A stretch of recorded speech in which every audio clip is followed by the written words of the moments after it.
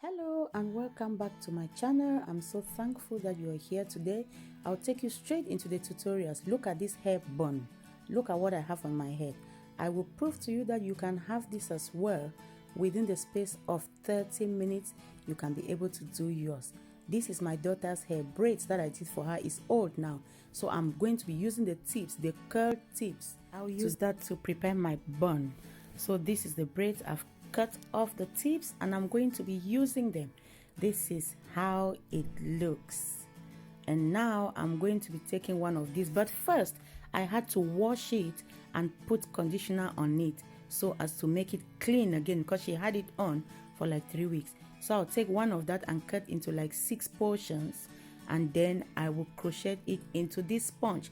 We all know this sponge. Every hair shop has this sponge, and I guess it is very affordable.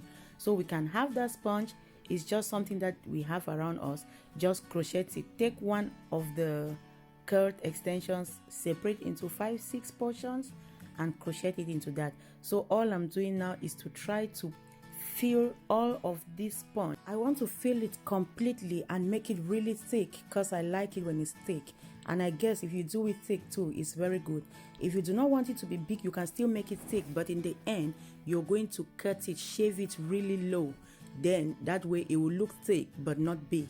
So myself, I always like things that are big.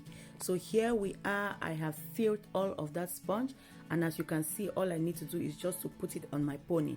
So you go ahead and brush it, apply your hair cream to give it the glow that it deserves. So I took out some time to brush all of that, and now I prepared my pony in the way I wanted. You can do yours anyhow, high bun, back, sideways, anyhow you want it. Just prepare your pony, and all you have to do is to take this bun and use your clips or your pins to secure it on your head. Simple.